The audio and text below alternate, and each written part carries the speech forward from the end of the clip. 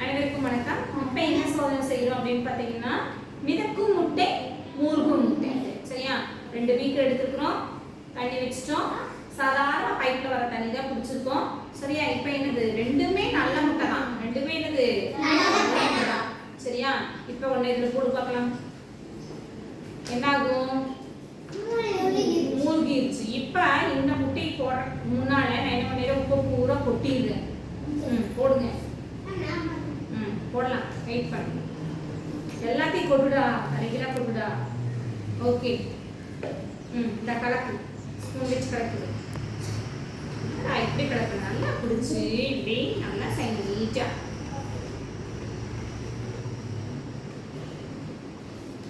கலங்கிருச்சா? என்னாச்சு? கலங்கிருச்சு. நல்லா கலங்கிருச்சா? ஓகே. எதுவுமே கீழே அடியில இல்லை தானே? இந்த இப்போ போடு. இல்லை போடு. என்ன ஆகுது?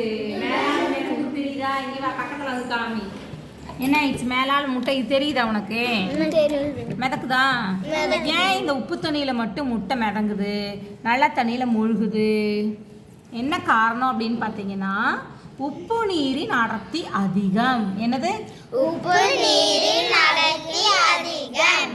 இது வந்து நம்ம வாழ்க்கையில எங்க அன்றாட வாழ்க்கையில பயன்படுதுன்னு பார்த்தீங்கன்னா, சாக்கடல் இருக்குல்ல, சாக்கடல்னு ஒரு கடல் இருக்குது. அந்த கடல்ல வந்து உப்பு தண்ணி அதிகமா இருக்கும். அங்க வந்து மனிதன் போய் நீச்சல் அடிச்சான்னு வையேன், மிதப்பான். இப்ப நம்ம இந்த தண்ணியில போய் நீச்சல் அடிச்சா என்ன ஆகும்? முழுகி போயிடுவோம். ரொம்ப நீச்சல் அடிச்சா ஓகே தான், ஆனா அடிக்க தெரியாம போயிட்டா என்ன ஆகும்? போயிடுவோம். ஆனா உப்பு கடல்ல போய் சாக்கடல்ல மனுஷன் நீச்சல் அடிச்சா என்ன ஆவான்? ஜம்முன்னு மிதந்துட்டு இருப்பான். அப்ப என்ன காரணம் அப்படின்னா, உப்பு நீரின் அடர்த்தி அதிகம். சொல்லுங்க. உப்பு நீரின் அடர்த்தி அதிகம். ஓகே, நல்லா காமிச்சியா? பக்கத்துல கொண்டு வந்து இப்படி காமிச்சியா? முட்டை தெரியுதா? முட்டை மிதக்குது. இதுல உப்பு நீரின் அடர்த்தி அதிகம். இதுல என்ன ஆகுது? மூழ்கி போயிருச்சு. ஓகேவா? சரி, தேங்க்யூ.